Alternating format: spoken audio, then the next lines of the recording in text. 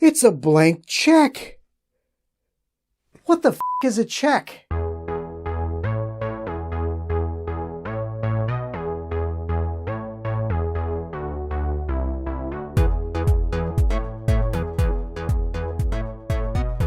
Hey everyone, welcome to Mike's Little Lookbacks. On this episode, we're going back to 1994 to explore a Disney comedy about a child getting everything they ever wanted. That could be any Disney comedy from the 90s, but this is my little look back at Blank Check. Blank Check was a family comedy about an 11-year-old boy named Preston Waters who acquires $1 million from an escaped convict. The crook accidentally gives Preston a blank check after running over his bike with his car.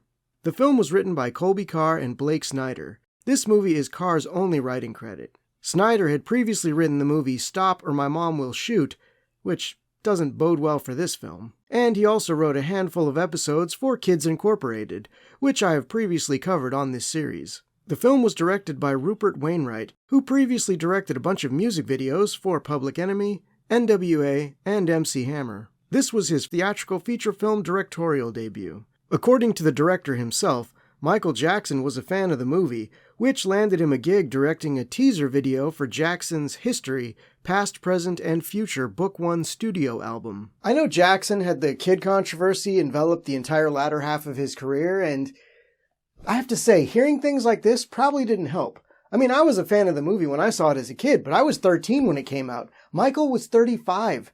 I've watched this movie as an adult, and while I won't spoil what I'm going to discuss later in the video, any adult that says they like this must have been high at the viewing. The film stars Brian Bonsall as Preston Waters. If you're a fan of Star Trek The Next Generation, like me, you might better know Brian from his appearance as Worf's annoying son Alexander, though he was wearing Klingon face at the time.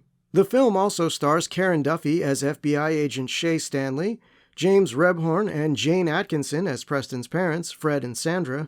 Michael Faustino and Chris Demetral played Preston's older brothers, Ralph and Damien. Rick Ducommun played Henry the limo driver, and the cast was filled out by our villains. Juice was played by Tone Loc, Biederman was played by Michael Lerner, and Quigley was played by the always excellent Miguel Ferrer, who sadly passed away in 2017 after losing a battle to throat cancer. I have to say, it was weird seeing Miguel in this role. I was allowed to watch R-rated movies in my house as a kid, so I had seen him previously snorting cocaine off the breasts of hookers before getting blown up by Clarence Boddicker and Dick Jones in RoboCop.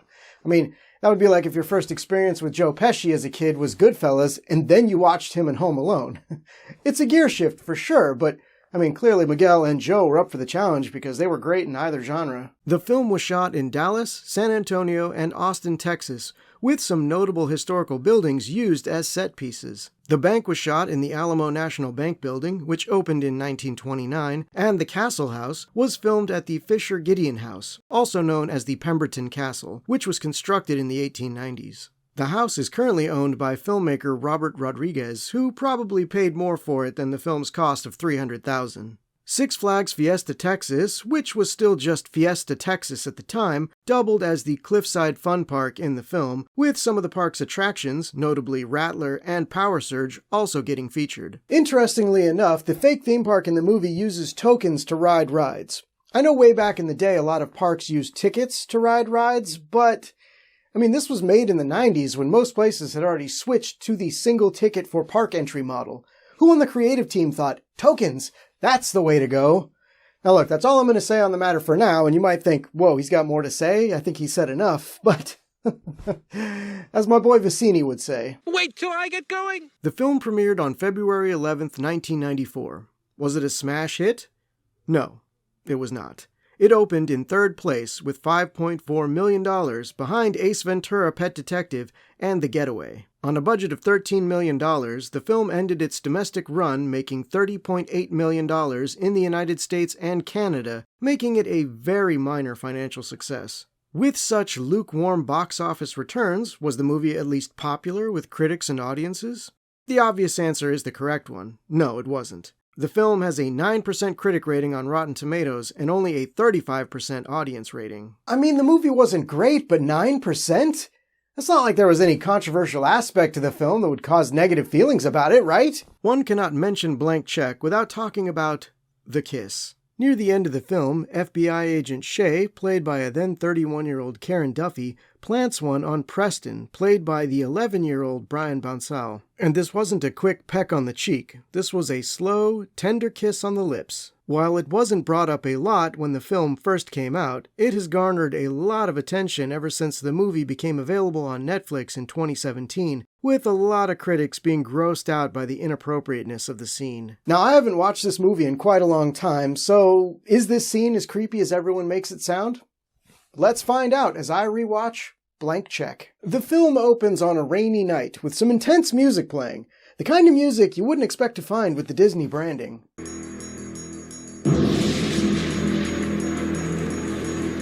We see someone in an orange prison uniform running along some train tracks. This escaped prisoner is Quigley, our main villain of the piece.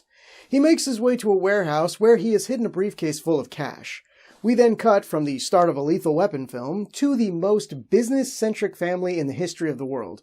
Our protagonist, Preston, is having his room taken over by his two older brothers because... It's also the world headquarters of Hand and Foot Incorporated. Hand and Foot, all the way. Hand and Foot, Hand and Foot, Hand and Foot. Hand and Foot?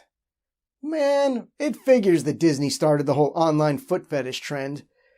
Preston's brothers steal his life savings and threaten him to not say anything. I mean, you gotta give the two of them credit. They know how modern business works.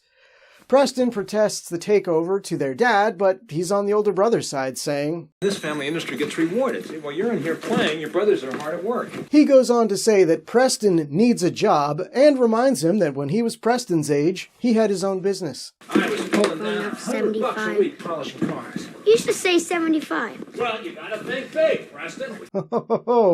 Falsely inflating the value of your company? Apparently their dad is up to speed on modern business practices as well. Just a minute, young man. Preston's dad gifts the older brothers with a Macintosh computer, which the older boys have no idea how to use, but we learn that Preston is a computer whiz.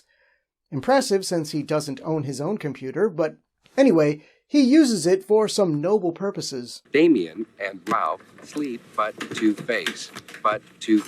Preston is then forced to go to a birthday party for someone named Butch despite wanting to stay home. The party is being held at Cliffside Fun Park, though I'm not sure the announcer was told the name of the park. Welcome to Funland! Fun for everyone! Welcome to Funland! Butch is apparently a rich douchebag who is not a fan of Preston's. Does anyone like Preston? I mean, we're only 5 minutes into this movie, and everyone in it has been a dick to this kid.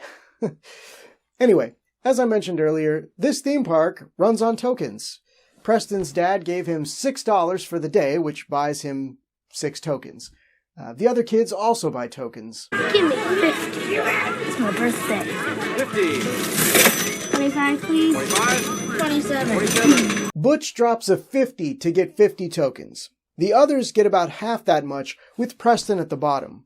I would like to point out that Butch dropping a $50 bill unaccompanied at a theme park is the equivalent of an 11 or 12-year-old child dropping $109 today in 2025. That is batshit insane. I mean, do the kids at least get a good value for their purchase?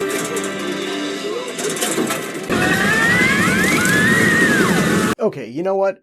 I was willing to ignore the fact that the token vendor practically threw the coins at the children, and I was even willing to look past the fact that Butch's shorts would have been around his ankles if he had to carry around 50 tokens, but I can't ignore this park's monetary setup, okay? Let's all just ignore the fact that most theme parks abandoned the ride ticket, or ride token system in this case, back in the early 80s, okay? A single day pass to Disneyland in 1994 would have cost $36, which would give you unlimited rides. You know, after you waited 3 hours in line for each one. In this film, we see the kids ride 3 rides, with Preston riding 2 kiddie rides. Now, assuming that the thrilling rides were similarly priced to the first coaster we see, that means that Butchie Butch, the richest kid in Texas, would be able to ride 7 rides, give or take, with his friends only being able to ride 3 or 4. But let's not forget that we know Preston has no money other than what he spent on the tokens, meaning that the tokens must also be used to buy food in the park, since we see Preston with cotton candy at one point. This means that each kid would also need to spend part of their tokens on refreshments, further reducing the amount of rides they can get on. Again, Just to compare to Disneyland, the most expensive place on earth, $50 would get you unlimited rides, and you'd still have $14 left over for snacks. Now, on the flip side of that, none of Butch's friends would have been able to get into the park. But my point still stands. Fun Park or Funland, whatever the name really is ripping people off, okay? This is not the rant I thought I was going on, but here we are. I know. I feel awful. After a lousy day at the park, Preston asks his parents if they're not broke, why is he so deprived? At the same time, his brothers are heading out to a ball game, and this happens. You need some cash? Nah, we got a bunch of change. Later, Preston. I'm sorry. Snitches may get stitches, but I'd rat those two asshats out in an instant for stealing my money.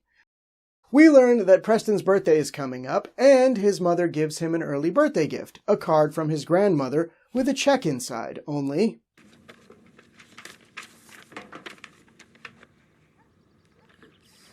Look, I know Preston is getting dumped on by everyone in this film, but he's not winning me over when he just yoinks the check out and tosses the card without even reading it.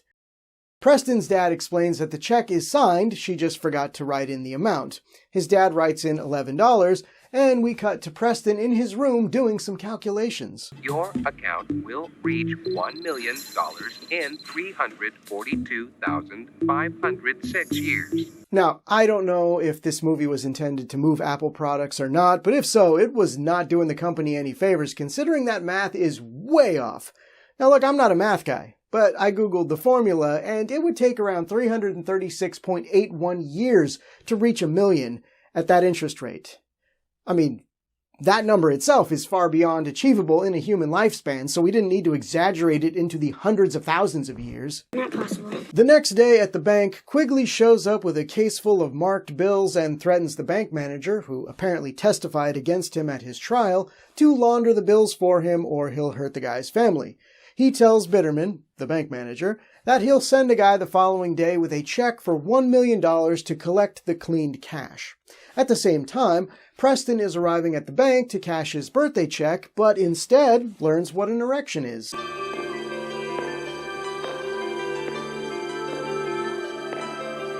Preston tries to open an account with his $11, but Shay tells him that the bank has a $200 minimum to open an account. As Preston is leaving the bank, Butch rides by and steals his check. Preston gives chase, resulting in...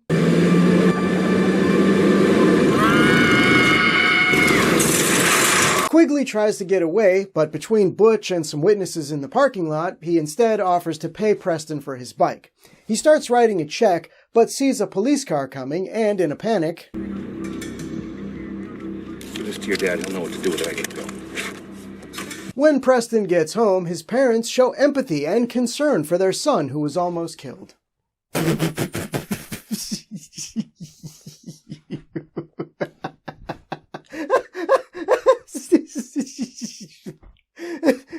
No, they don't care about human life. I thought we understood about taking care of our valuables. Preston's dad grounds him because he wants his own house and his own rules, typical kid stuff, and hardly worthy of grounding, but it makes sense when you realize that this movie should have been called Everybody Hates Preston. While he's up in his room, he makes a shocking realization about the check that Quigley gave him. Blank check. We've got a movie title, everyone! Preston uses his computer to doctor the check, and while what prints on the check is not what he typed on the screen, he now has a signed check for $1 million made out cash. I'm sure the bank will have no questions. Oh, a comedian. No, man. Okay, then we better take it to Mr. Biederman. I see. Ah, the old mistaken identity gag, huh? But how? Quigley told you the name of the guy picking up the money, so how are we getting around that? Juice? They'll think I'm not thirsty. Really? We're just leaving it at that, huh? Okay. Bitterman puts $1 million into Preston's backpack. Now, I've seen a lot of people argue that $1 million wouldn't fit in a backpack, but I'm operating on the logic that the movie established, and if $1 million can fit in a briefcase, it can fit in a backpack. Though, I would like to point out that some of the stacks Bitterman was pulling out of the safe had $5 bills on them, so I don't know how we're numerically getting to $1 million, Maybe those fives were wrapped around some $1,000 bills? Who knows? Preston makes it out just as the real Juice is arriving to collect the money. I mean, the two even run into each other, but nothing comes of it because, Juice likes the ladies. Oh, excuse me, sweetie. I'm going to get up out of here before I decide to get upset. Hurry up. Bitterman realizes that he gave the money to the wrong person, but way too late. On his way home, Preston snags a realtor sign from a castle house that he's been eyeing. When he gets home, he calls the realtor using his state-of-the-art computer to create a convincing adult voice.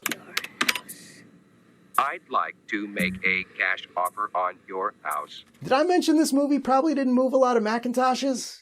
Man, and I thought the adult voice from the Talk Boy in Home Alone 2 was rough. Woof. Howdy, Jim.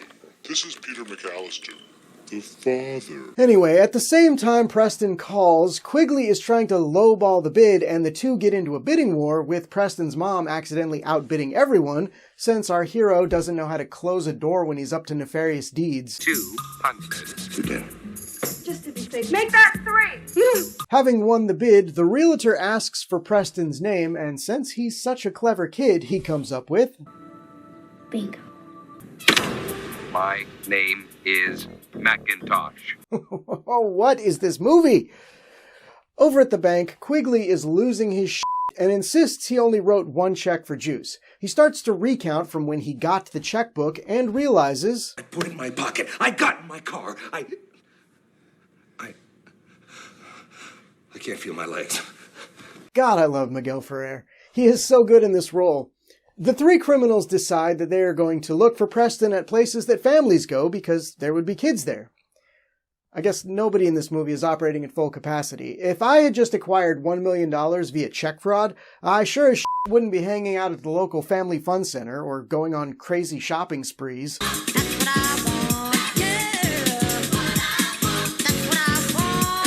Like I said, everyone in this movie is an idiot.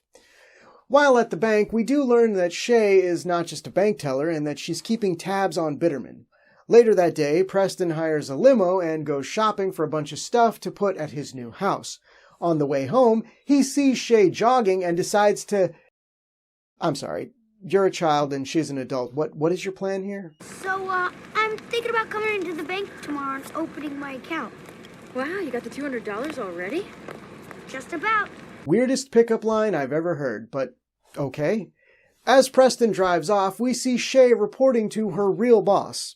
Is that him? Is that Bitterman? No, some kid who came into the bank today. Is the jogging part of the cover? Because rocking up to a van and signing some forms in a place full of witnesses isn't very clandestine. Anyway, the next day, Preston's dad can't get out of his driveway because of a bunch of large delivery trucks blocking the road. When he goes to investigate, he discovers... Hi, Dad! What's going on here? Moving in! Who is moving in? Macintosh! Preston's dad is surprised that he's never heard of Macintosh, but is pleased when Preston tells him that Macintosh has heard of him. Preston then gives a demonstration of the power he wields as Macintosh's assistant. Could you clear a path, please? Get a move on it! All set, Dad. Where is he hiding the speakers that are projecting his tiny voice throughout the neighborhood? Anyway, we cut to a montage of Preston enjoying his new lavish lifestyle. I'll probably have to put in some temporary music as the song in the movie will undoubtedly get claimed.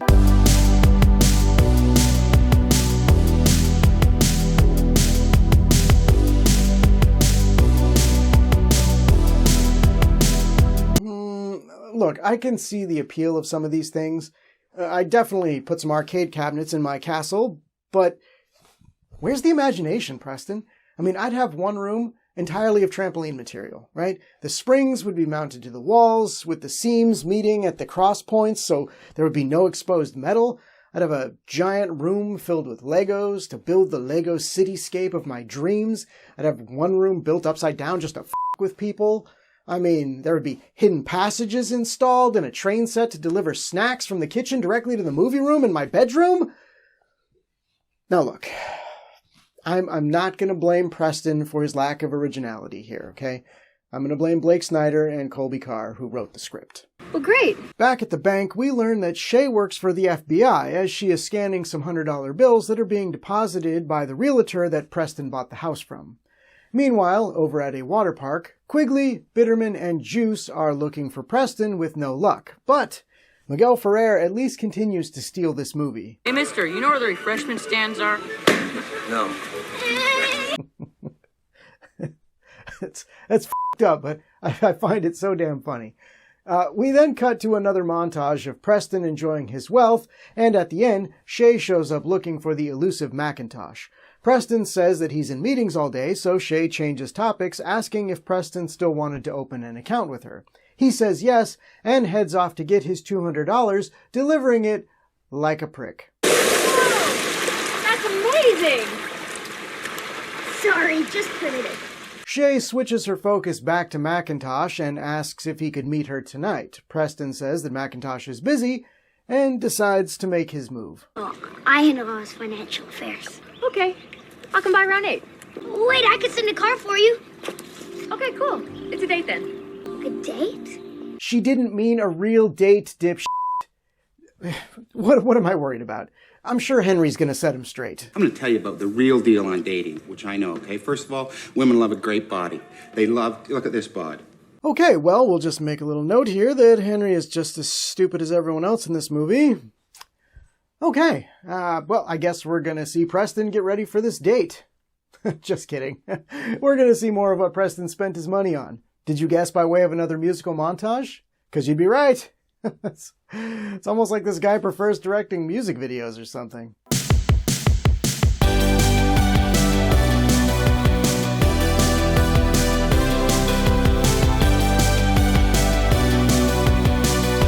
Can I just say that Henry has landed the job of a lifetime? He was hired as a driver, but now has a cushy gig where all he has to do to stay employed is be the best friend of this rich child.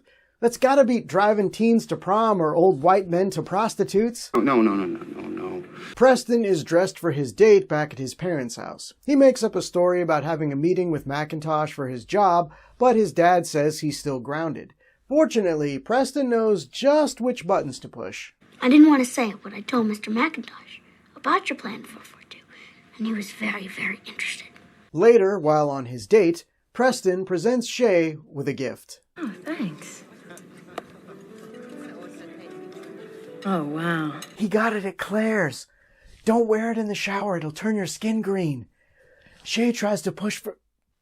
Why am I still whispering? Shay tries to push for more information about Macintosh, resulting in... Is he an entrepreneur? No, he's American. Alright, that one tickled me. Preston then starts asking Shay questions on behalf of Macintosh. Just real subtle questions. What's the shortest guy you ever dated? I'm not really sure. The youngest? Bro, I know you have a family that doesn't give a shit about you and probably never gave you the birds and bees talk, but there is no way you can possibly think this adult woman is going to date you. Shay points out how personal the questions are, and Preston says that Macintosh is interested in her. She asks why, and while Preston is trying to answer her, this happens. Are you okay? Like hamburgers. After having a couple of burgers, Preston, being the clever brat he is, makes Shay an unwitting participant in a wet t-shirt contest.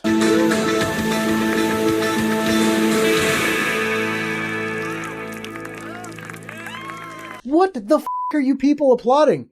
You know the music was just in the movie, right? All you saw was two weirdos in dressy clothes dancing in the water.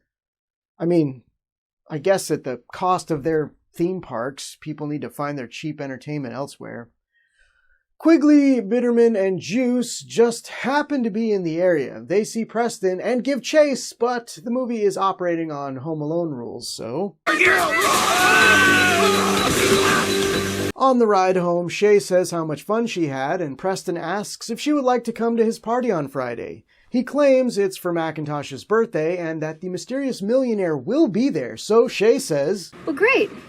It's a date then. Lady, you gotta stop phrasing it like that. This kid and his driver both think you want to smash, and Preston doesn't even know what that f***ing means yet. Here are the instructions, all right? The next day, Preston meets with his party planner to prepare the best birthday ever. Mr. Macintosh's birthday is going to be the event of the century. We're going to make the front page from coast to coast. Where the f*** are you supposed to be from? Whatever. Rude.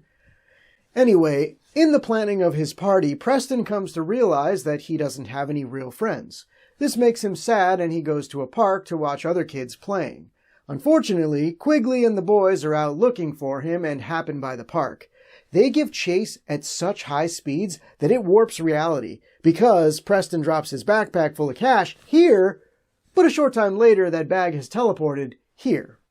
It's also wide open for reasons. Preston gets his money back, and since the bad guys need to be thwarted in cartoonish ways, this happens. It might be easier just to steal another $1 million. I'm with Bitterman. You're a thief. Just steal more money. Quigley decides on a different course of action, though, and one that is still relatively satisfying. Maybe you need a better view. Preston Waters, 1508 Oak Street, Hillsdale, Indiana. Thank you. Preston is already feeling down, but then his brothers convince him that Shay isn't interested in him, only in Macintosh, because she's a... Gold digger. Someone who's only after money? Preston, buddy, I know you hired your brothers to torture them by having them do manual labor, but I'd like to point out item 1 on your birthday to-do list. Why would you listen to a word they say? And when is this assassin arriving to take them out? Also, what a different movie that would be, right? If he actually did that? Like, what about this twist, right? What if he unwittingly hired Quigley to show up and shoot his brothers in the face, and then he paid Quigley with Quigley's own money, and he's never the wiser and the two part on good terms? I mean, I'd watch that movie. That night at the birthday party, Preston starts to realize that he has paid for an adult party with adult guests and adult food. It's not the kind of event he was hoping for. When Shay arrives at the party, we see that her FBI team wants to apprehend Macintosh the moment he makes an appearance, though we've not established why. Inside the party, the planner gives Preston the final bill for the night's festivities, and it's $100,000. Jesus Christ, on top of the $10K you already took earlier? There is no way some stage lights, ice sculptures, a table of questionable food, and some party/valet staff cost $100K. Okay, I saw Don't Tell Mom the Babysitter's Dead, alright? They did that on her weekly paycheck, okay? You're getting scammed, Preston. But it's for Mr. Macintosh. Preston plugs the cost of the party into his expense report incorrectly, and it shows he has spent $999,667.83, but that is wrong. Even after we correct the party amount from the $10,000 that's on screen to the $100,000 that it should be, those items only add up to $594,871.08. If we then add in the $300K he spent on the house, he has spent a total of $894,871.08, still leaving him around $100K. Come on, movie! Did the graphics department not have a calculator? How's it work? I'd also like to point out that Preston did spend $300K on his dad's Plan 442, which means he really wanted to go on that f***ing date with Shay. Speaking of Preston's dad, he shows up at the party and gives an impassioned speech to Preston, thinking he's Macintosh. I pushed him too hard. He reminds me of myself at that age. I couldn't wait to grow up. I'm afraid he's missing out on his childhood. So am I. It's a nice sentiment, but how did the business-obsessed adult miss the $332 current balance flashing red on the massive screen in the room? Anyway, the speech gets to Preston, who runs out after his dad, who has already driven off. But did we forget the earlier part of this movie where your house was within walking distance of this house? Whatever, details don't matter to these people. Preston looks around for Henry, but another limo driver tells him that he left. An upset Preston heads back into the party. Shay finds him and tells him that she needs to see Macintosh right away. Of course, Preston still has his brother's words in his ear and tells her to leave before running off himself. Get your necklace. Just take it and leave. Over at Preston's house, Quigley and the boys bust in the front door, but no one is seemingly home, which is weird since Preston's dad just asked for Macintosh to send Preston home early to spend his birthday with his family. But again, none of that matters to these writers. Butch tells the baddies that Preston might be at the party down the road, and Juice delivers one of my favorite lines from the movie. You know, I do like what they have done with this color. Watch out, Miguel. Tone's coming for you. Big juice, man. The party planner comes looking for her money, and Preston tells her that Macintosh is gone. She gets angry and announces to everyone that Macintosh is a fraud. Preston tells everyone that she's right and that the party is over. The guests leave, taking some of the jankiest looking wrapped presents I've ever seen with them. Preston then sits in sadness, but doesn't get to be sad for too long because... Happy birthday. I'm here to blow out your candles. And Miguel's back in the game. Seriously. Quigley demands to see Macintosh, so Preston spills the beans on the whole sordid situation. Quigley then asks for his money, to which Preston says... I spent it. All of it? All of it. Quigley is angry, but Bitterman has a plan. You needed a new house, a new identity. Well, this kid, he's done it for you. I mean, Macintosh could run for mayor here. While the thugs are planning Quigley running for mayor, Preston makes a break for it, leading us to our hijinks-filled finale. In the spirit of the film, I'm going to present it as a musical montage, with, 6-second musical clips, of course.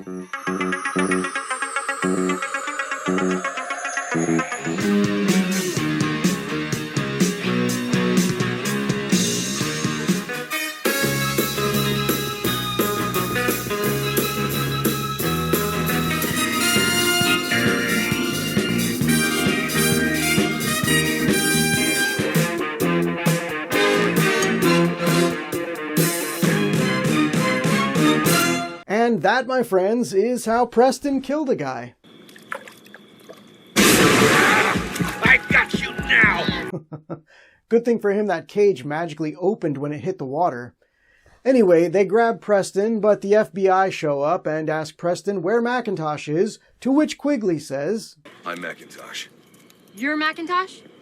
I'm Macintosh, and I want you all off my property now. A sound plan, except the FBI finally say why they want Macintosh. You're under arrest for fraud, money laundering, and grand theft. With the bad guys arrested, Shay and Preston have a chat. He asks her if their date was just for her job, and she says... Well, it started out like that. Shay, I believe the answer you were looking for is yes, it was just for my job. Preston asks her when he can see her again, and she says... Why don't you give me a call and say about 10 years? 5. 7. 6. Okay. It's a date. Again, Shay, the answer you were looking for is never. We don't know how old Preston is in the movie, but let's just say he's the same age as the actor playing him. That means he'd be 17 in 6 years, and still a minor. What the f*** are we doing here? Okay, I get it. Yeah, that is uncomfortable. Is it as uncomfortable as Tom Hanks's child trapped in a man's body having sex with Elizabeth Perkins' character in Big? Yes. Yeah, quite a bit more, actually, because this is a child trapped in a child's body. You never had a real childhood, so... Preston's dad shows up to take him home, and outside we see that Henry has returned. He didn't abandon Preston. He went to get him ice cream for his party. We then learn that Henry isn't as dumb as everyone else in the movie. I guess Macintosh is no more, huh? Next time you see him, tell him that I'm really going to miss him. I wish you too, Henry. So beautiful. Shut up. I'm not crying. You're crying. When they get home, Preston's family is waiting for him with a cake and a bike. His mom tells him to make a wish, and Preston says, What else do I want? I mean, got everything that I need right here. What a nice moment. I sure hope we don't ruin it. On the other hand... Which one of these writers wanted to bone their elementary school teacher when they were a kid? Because it is all over this script. I saw the whole thing. I can be a witness. Well, it's not that often that I get to the end of one of these and report that what I just watched was bad, but this is pretty bad. I'm sure as a 13-year-old, I loved it, and that makes sense because you're viewing it through a lens of innocence, but as an adult, you're not seeing the humor of a young boy with a crush on an adult woman. You're seeing the adult woman who appears to have legitimate feelings for an 11-year-old boy, and it sullies the experience. I mean, not that it would be stellar, without that subplot, because it's not. It has some good performances, but I mean, it doesn't even do the cartoonish slapstick violence that you would expect from this type of flick all that well. It's definitely a product of the 90s, but if you offered me a blank check to watch it again, I'd have to say, what a ripoff! I want to thank my patrons who financially support the channel on Patreon: Jay Booth, Sean Hart, Jimmy Purcell, Rick Maxwell, Tony Evers, Jessica Tim, EC, JR Green, Emilio Flores, AJN, and Andy Exiled. I like you all so much that if I still had a checkbook, I'd write you all a bad check. Blank check. I said blank check. Anyway, if you want early access to videos and bonus behind-the-scenes content, you can join my Patreon for as little as $1 a month. For more info, go to patreon.com/jackofallnerds. You guys aren't gonna make a dime. What are your thoughts on Blank Check? Is it something you saw when you were a kid? If you had $1 million in the 90s, what would you have done with it? Let me know in the comments below. As always, if there is something from your childhood you want to see me tackle on the show, mention it in the comments. Now, if you'll excuse me, I have $6 burning a hole in my pocket, and I need to buy some ride tokens.